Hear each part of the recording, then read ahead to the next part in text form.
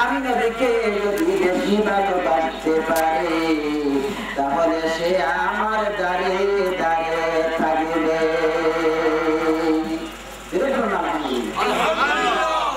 আর সাইয়েদনা সিদ্দিক আকবর রাদিয়াল্লাহু তাআলা নবীকে বেশি ভালোবাসতেন জানের চাইতে, আলহামদুলিল্লাহ। মালের চাইতে বেশি ভালোবাসতেন, আওলাদের চাইতে বেশি ভালোবাসতেন। আমার নবী বলেন আবু বকর বন্ধু,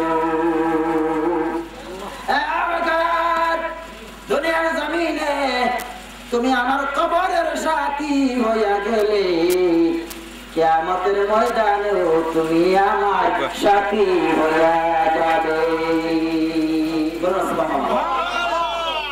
সিদ্দিক আকবর জীবনের মধ্যে লিখেছেন রাইসুল মুফাসসিরিন হযরত আব্দুল্লাহ ইবনে আব্বাস রাদিয়াল্লাহু তাআলা তাফসীর করেন মুহাম্মাদুর রাসূলুল্লাহ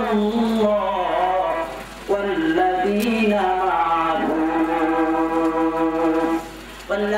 মাআহু আয়াতের তাফসীর হযরত আব্দুল্লাহ ইবনে আব্বাস রাদিয়াল্লাহু তাআলা আনহু বলেন ওয়াল্লাযীনা মাআহু, আর তার সাথে যে আছে অর্থাৎ তার সাথে আছেন এর মানে হইল হযরত আবু বকর সিদ্দিক। মারহাবা। যাবেন মধ্যে লিখেন হযরত আবু বকর হইলেন আল্লাহ রাসূলের বাল্যকালের বন্ধু, ব্যবসায়ী জীবনের সাথী, মদিনার সাথী, মক্কার সাথী, হিজরতের সাথী, গারে সুরের সাথী, উহুদের সাথী, বদরের সাথী, তবুকের সাথে, নবী মক্কায়, আবু বকর মক্কায়, নবী গারে সুরে, আবু বকর নবীর সাথে গারে সুরে, নবী মদিনায়, আবু বকর মদিনায়। সুবহানাল্লাহ। আল্লাহ সুবহানাহু 6 মাস আগে কিতাবের মধ্যে লিখেছেন হিজরতের 6 মাস আগে আল্লাহ রাসূল বলেন আবু বকর রে, হয়তো আগে কোনো এক রাতে আল্লাহর নির্দেশে আমার জন্ম হলো মক্কা ছাড়িয়া আমি নবী মদিনায় হিজরত করব। আবু বকর রে, তোমাকে ছাড়া আমি নবী কোনোদিন থাকি নাই। তুমি আমার সব সময়ের সাথী, খেলাধুলার সাথী, বাল্য বয়সের সাথী, যৌবনের সাথী, তুমি আমার ব্যবসায়ী জীবনের সাথী, তুমি আমার মক্কার সাথী। আমি চাই তুমি আমার হিজরতের সাথী হইয়া যাও। বাবের মধ্যে লিখেছেন আল্লাহ রাসূল হিজরতের রাতে আবু বকরের বাড়ির সামনে দরজা গাঁথি করা মাত্র হযরত আবু বকর সিদ্দিক বলেন লাব্বাইকা ইয়া রাসূলুল্লাহ, লাব্বাইকা ইয়া হাবিবাল্লাহ, আসসালাতু ওয়াসসালামু আলাইকা ইয়া রাসূলুল্লাহ, আসসালাতু ওয়াসসালামু আলাইকা ইয়া হাবিবাল্লাহ, আসসালাতু ওয়াসসালামু আলাইকা ইয়া রাহমাতাল লিল আলামিন। দরজা খুলিয়া নবীকে সালাম দে। আল্লাহ রাসূল মদিনার কামলে ওয়ালা নবী, উম্মতের দরদি নবী, উম্মতের কান্ডারে নবী, বেটার বেটি নবী, দুঃখের দুঃখী নবী, দুই কুলের সাথী নবী, আমার আকা মাওলা মুহাম্মদুর রাসূলুল্লাহ সাল্লাল্লাহু আলাইহি সাল্লাম। আবার দিয়া আবু বকর, এই রাত গভীরে আমি তোমার দরজায়, তুমি কেমনে বুঝলে যে আমি রাহমাতুল্লাহ আলামিন এসেছি, তুমি কি ঘুমাও নাই? আবু বকর আওয়াজ দিয়া জবাব দেবেন ইয়া রাসূলুল্লাহ, ইয়া হাবিবাল্লাহ, নিশ্চয় নিশ্চয় আমি ঘুমাই না। আর 6 মাস হলো আমার দেহ আমার পিঠ বিছানায় লাগে না। নবী গো, যেই দিন আপনি বলেছিলেন আবু বকর রে, আমি হয়তো কোনো রাতে হিজরত করিয়া মদিনার দিকে রওনা হব, সেই দিন থেকে আমি আবু বকর রাতের ঘুম হারাম করিয়া আমার ইচ্ছা নবী গো, আমি চিন্তা করলাম, আমি ভাবলাম, আমি ভয়ে ভয়ে গেলাম, যদি আপনি রাহমাতুল আলামিন আমার দরজায় দাঁড়াইয়া থাকেন আর আমাকে ডাকাডাকি করেন, তাহলে আমি আবু বকরের কোনো উপায় নাই, কোনো মুক্তি নাই, আমি মাওলার সামনে আটকা পড়ে যাব, আমি ধরা পড়ে যাব। এজন্য আমার আরামের ঘুমকে হারাম করিয়া দিলাম। ইয়া রাসূলুল্লাহ, ইয়া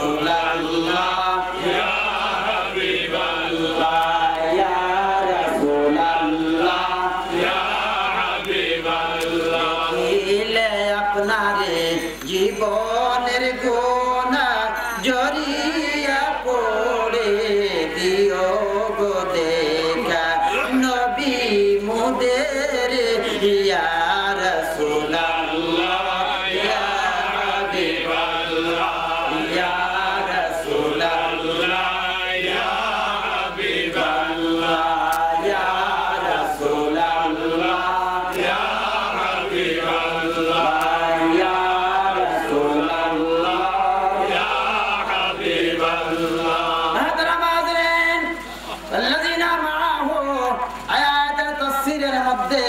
হযরত আব্দুল্লাহ ইবনে আব্বাস রাদিয়াল্লাহু তাআলা আনহু বলেন, এই আয়াত দ্বারা আল্লাহ পাক রব্বুল আলামিন স্বয়ং আবু বকর সিদ্দিককে ধরে নিয়েছে। কারণ তিনি শুধু মক্কার সাথী না, তিনি হিজরতের সাথী, তিনি মদিনার সাথী, তিনি শুধু জীবনের সাথী না, আবু বকর হইলেন মদিনায় আমার নবীজির কবরের সাথী।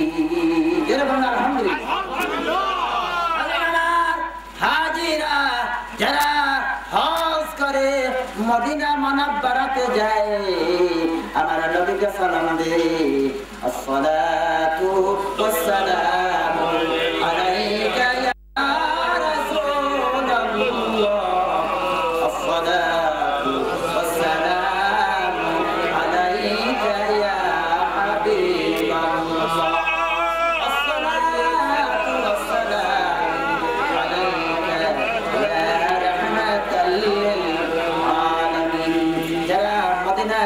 আমার নবীজির রওজা জিয়ারত করেছে, তারা নবীকে সালাম দেওয়ার পরপরই আবু বকর সিদ্দিক রাদিয়াল্লাহু তাআলা আনহুকে সালাম দিয়েছে।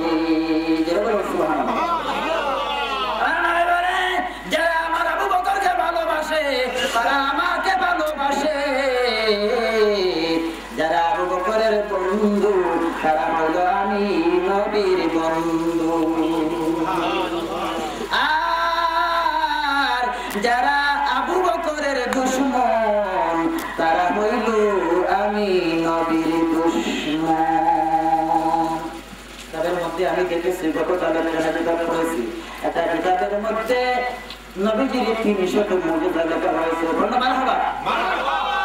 বইটা বাংলায় অনুবাদ হয়েছে, এই বইটার নাম হইল নবীজির ৩০০ মুজিজা। সুবহানাল্লাহ। এর মধ্যে একটা মুজিজার মধ্যে লিখেছেন, আমি কিতাবের মধ্যে গতকাল বলেছিলাম এই ঘটনাটা, লিখেছেন একদল সাহাবী সফরের জন্য রওনা হয়েছে, তাদের দলের মধ্যে একজন মুনাফিক ছিল, নাউজুবিল্লাহ, একজন মুনাফিক ছিল যে আবু বকরকে গালি দিত, নাউজুবিল্লাহ, যে হযরত ওমরকে গালি দিত, যে হযরত আলীকে গালি দিত, যে হযরত ওসমানকে গালি দিত, কিন্তু সে নবীকে বড় ভালোবাসতো। ওই মুনাফিক লোকটাও সাহাবায়ে কেরামের দুশমন, দুশমনে সাহাবী, বলুন নাউজুবিল্লাহ। সে নবীর আশিক বটে, কিন্তু দুশমনে সাহাবী, সাহাবীর দুশমন, আবু বকরের দুশমন, হযরত ওমরের দুশমন, সাহাবায়ে কেরামের কাফেলা। তোমার সময় শেষ হয়ে গেছে, এখন তোমার সুরত পরিবর্তন হইয়া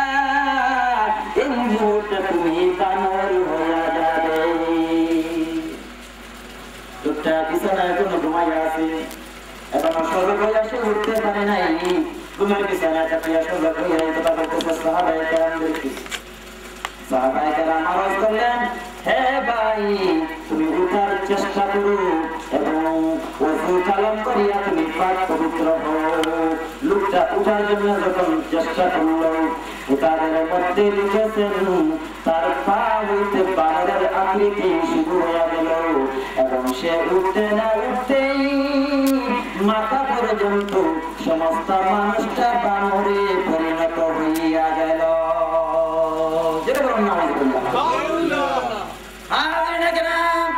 কিতাবের মধ্যে লিখেছেন সাহাবায়ে কেরাম তাকে ফেলে যাইতে চাইলেন না, তাকে রশি দিয়া বান্ধিয়া উঠের উপরে বসাইয়া তাদের সাথে করিয়া লইয়া গেলেন। যাইতে যাইতে একটা বাগানের পার্শ্ব দিয়া তারা গেলেন এবং সেখানে তারা বিশ্রাম করার চেষ্টা করলেন আর বানরটিকে একটা গাছের সাথে শক্ত করিয়া বাঁধিয়া রাখলেন। কিতাবের মধ্যে লিখেন ওই বাগানে কিছু বানর ছিল, তারা ওই বানরের কাছে আসলো আর যে লোকটা বানরে পরিণত হইয়া গেল সে তাহার গলার সিঁড়ি দড়িগুলো ছিঁড়িয়া জঙ্গলের বানরের সাথে চলিয়া গেল। ইয়া রাসূলুল্লাহ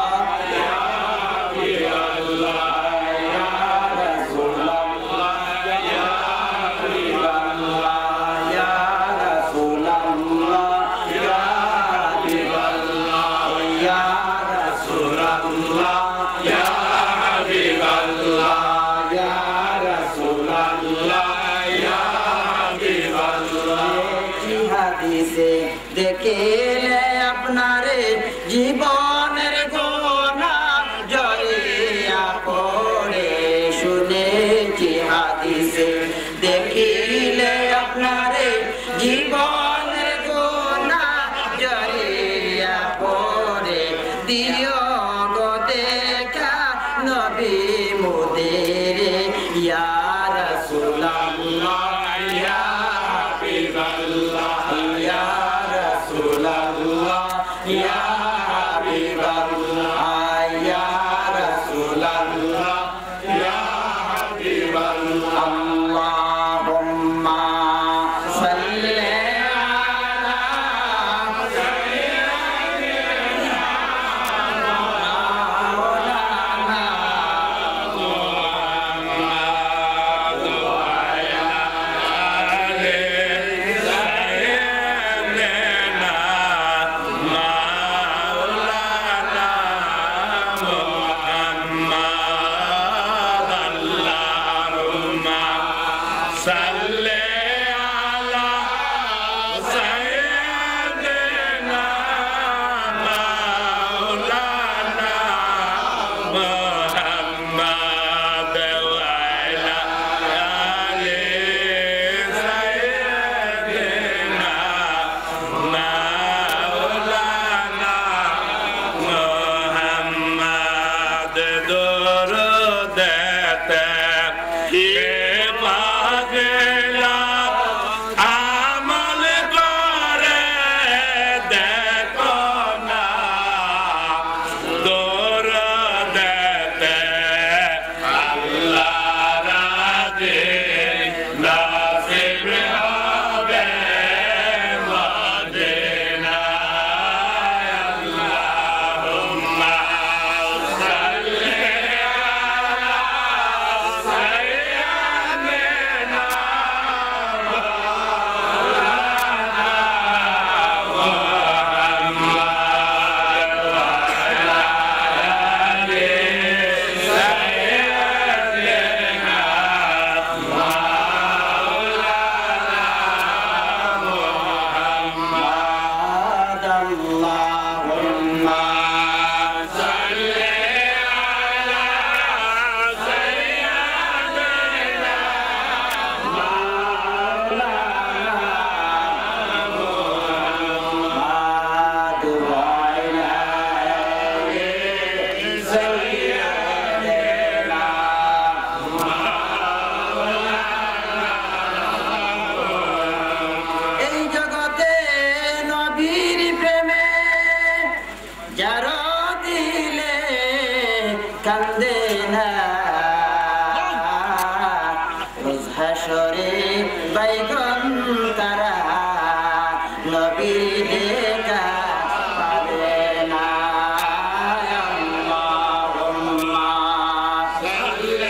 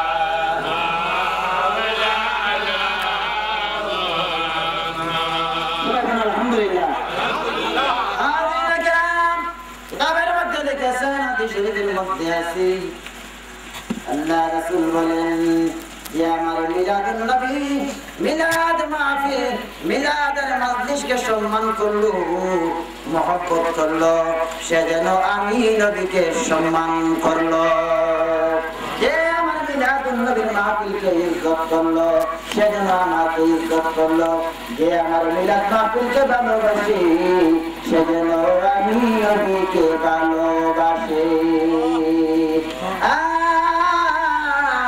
যে আমাকে বেশি ভালোবাসে আমি নবী তাকে বেশি ভালোবাসি আর যে আমার ভালোবাসা পাই কিয়ামতের ময়দানে সে আমি নবীর সঙ্গে থাকবে সুবহানাল্লাহ। এই মাস তো রবিউল আউয়াল শরীফের মাস এই মাসের মর্যাদা আমি বলে শেষ করতে পারবো না অনেক সময় লাগবে হাতি নামাজ আপনারা তো আওয়াজই বুঝতেছেন আমার বলার অবস্থাটা কি অথবা আমি ঘন্টা পর ঘন্টা নবীর শানে কথা বলতাম আল্লাহ পাক আমাকে তৌফিক দান করুন সবাই বলুন আমিন। মাহে রবিউল আউয়াল শরীফের ফজিলত আমার মত রকম হেলালি যদি কয়েক ঘন্টা ধারাবাহিক বর্ণনা করে যায় আমার মতো গুনাহগার মানুষ শেষ করতে পারবো না আর যারা হক্কানি আলেম তারা মাসের পর মাস বয়ান করলেও শেষ হবে না। এই মাসটা রবিউল আউয়াল শরীফের মাস যে মাসটা আমার নবীর বেলাদত শরীফের মাস যে মাসটা নবীজির আগমনের মাস এই মাসের সাথে কোন মাসের তুলনা হইতে পারে না।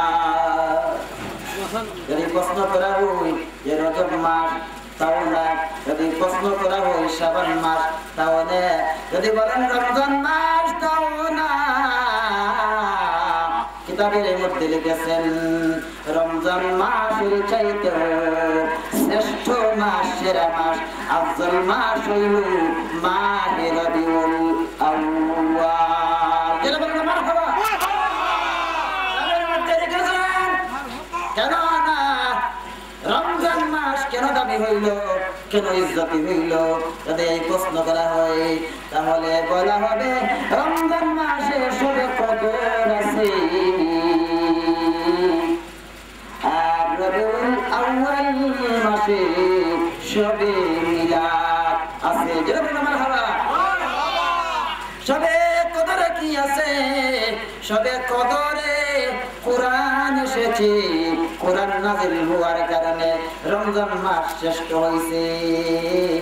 আর রবিউল মাস কেন শ্রেষ্ঠ হইল?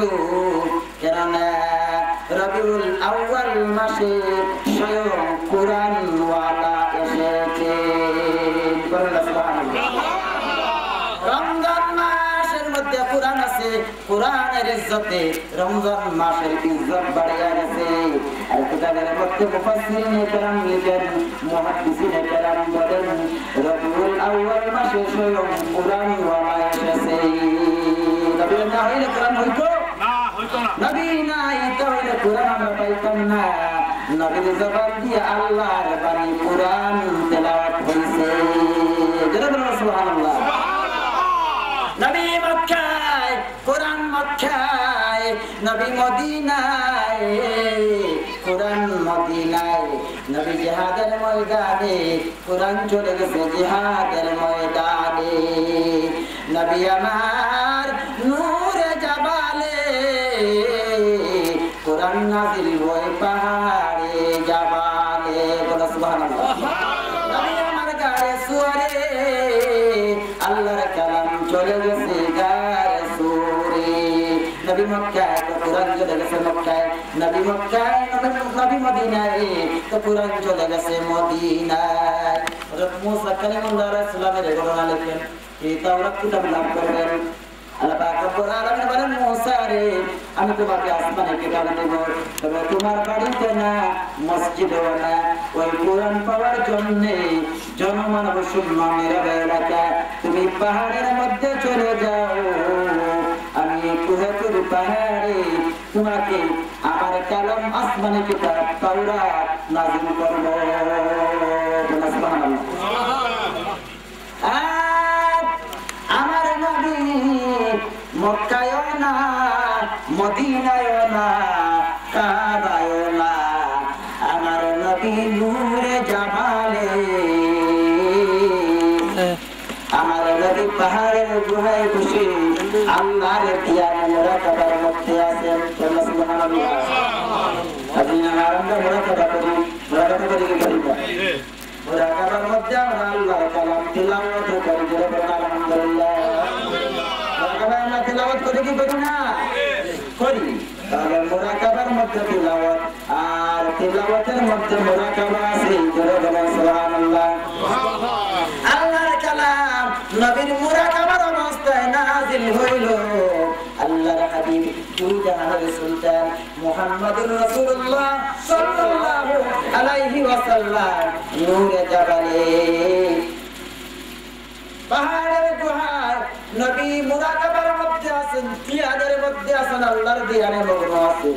আবার আল্লাহ বলে, জিবরিল রে যাও যাও, আমার নবী যেই পাহাড়ের গুহায় বসিয়া আমার উদ্দেশ্যে মুরাকাবা করে ধ্যান করে, আমি আল্লাহর ইবাদত করে ওই পাহাড়ে চলে যাও।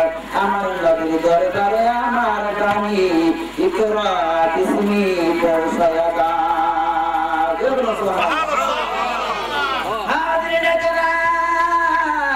তাহলে নবী না হইলে আমরা কোরআন পাইতাম না। ইনি হলেন কোরআন ওয়ালা নবী, ইনি হলেন রহমত ওয়ালা নবী, ইনি হলেন বরকত ওয়ালা নবী, ইনি হলেন আল্লাহর জান্নাত ওয়ালা নবী। মারহাবা। নবী তাশার বলেন রবিউল আউয়াল এসেছে, রবিউল আউয়াল এসেছে, শান্তি সুখের চাঁদ এসেছে। রবিউল আউয়াল এসেছে, রবিউল আউয়াল এসেছে, আমার প্রাণের নবী এসেছে, আমার প্রাণের নবী এসেছে। রবিউল আউয়াল এসেছে, রবিউল আউয়াল এসেছে, খোদার প্রেমের ছবি এসেছে। রবিউল আউয়াল এসেছে, রহমত বরকত জান্নাত নিয়ে এসেছে রবিউল আউয়াল এসেছে রবিউল আউয়াল এসেছে খোদার জান্নাত নিয়ে এসেছে রবিউল আউয়াল এসেছে কাউসার ওয়ালা নবী এসেছে রবিউল আউয়াল এসেছে মদিনা ওয়ালা নবী এসেছে রবিউল আউয়াল এসেছে রবিউল আউয়াল এসেছে উম্মতের খান্ডার নবী এসেছে উম্মতের খান্ডার নবী এসেছে রবিউল আউয়াল এসেছে জান্নাত ওয়ালা নবী এসেছে মারহাবা আল্লাহ ওবাসিরা জানাতে মুহাদ্দিসিনা জানান বলে এজন্য রমজান মুবারক হইতে মাহে রবিউল আউয়ালের মর্যাদা বেশি কারণ রবিউল আউয়াল শরীফের শাহ রাহমাতুল্লাহ আলাইহি কুরআনওয়ালা নবী এসেছেন কুরআনওয়ালা নবী না হইলে নবী না আসলে কুরআন কার নিকট নাযিল হইত রবিউল আউয়াল নাই তো নবী নাই নবী নাই তো রমজান নাই নবী নাই তো রজব নাই নবী নাই তো শাবান নাই নবী নাই তো রমজান নাই সুবহানাল্লাহ রবিউল আউয়াল মাসের মর্যাদা সব মাসের চাইতে বেশি রবিউল আউয়াল মাসে রয়েছে ঈদে মিলাদুন নবী এই মিলাদটা হলো মুমিনের সেরা ঈদ ঈদুল ফিতরের চাইতে বড় ঈদ ঈদুল আযহার চাইতে বড় ঈদ আলহামদুলিল্লাহ যদি প্রশ্ন করেন কিভাবে হইল তাহলে আমি বলবো কিতাব থেকে আমি বলবো যে রবিউল আউয়াল শরীফের 12 তারিখ 12 রবিউল আউয়াল শরীফের দিন হইল ইয়াউমে ঈদে মিলাদুন নবী যদি এই দিনে রাহমাতুল লিল আলামিন না হইতেন তাহলে আমরা ঈদুল ফিতর পাইতাম না ঈদুল আযহা পাইতাম না নবী মদিনায় চলে গেলেন হিজরত করে চলে গেলেন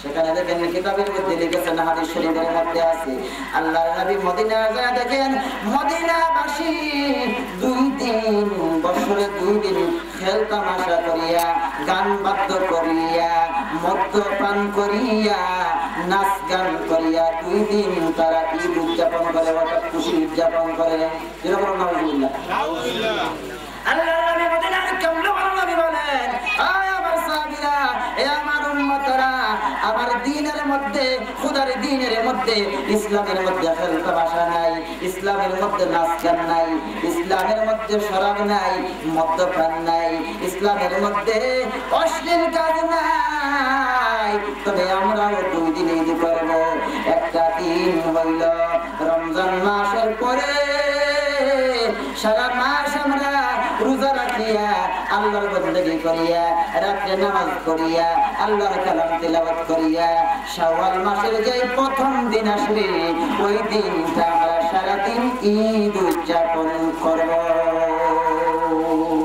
আলহামদুলিল্লাহ আল্লাহর নবী ঘোষণা করে দিলেন তাই আমরা ঈদুল ফিতর গাইলাম আল্লাহর নবী বলেন আরেকটা দিন আমরা ঈদ উদযাপন করব খুশি করব ওই দিন সারা দিন আমরা তাসবিহ তাহলিল করব ওই দিন আমরা সারা দিন আল্লাহর বندگی করব ওই দিন আমরা নতুন কাপড় সুন্দর কাপড় পরিধান করব ওই দিন আমরা ভালো ভালো খানা খাইব ওই দিন আমরা একটু মিসকিনদেরকে খানা খাওয়াইব আরেকটা দিন আমরা খুশি উদযাপন করব ঈদ আনন্দ অনুষ্ঠান করব সেই দিনটা হইল জিলহজ মাসের 10 তারিখের দিন যেই দিন আল্লাহ খুশি হযরত ইব্রাহিম খলিলুল্লাহর পরে যেরকম মারহাবা আমার নবী মদিনায় হিজরত করিয়া উম্মতের জন্য 2টা ঈদ দিয়া দিলেন নবী না হইলে আমরা ঈদুল ফিতর পাইতাম না নবী না হইলে আমরা ঈদুল আযহা পাইতাম না তাহলে যেই দিনে আমার নবী এই জমিনে শুভাগমন করেছেন সেই দিন হইল মুমিনের ঈদের দিন, সেরা ঈদের দিন। সুবহানাল্লাহ। ঈদে মিলাদুন নবী মুমিনের ঈদ, ঈদে মিলাদুন নবী মুমিনের ঈদ।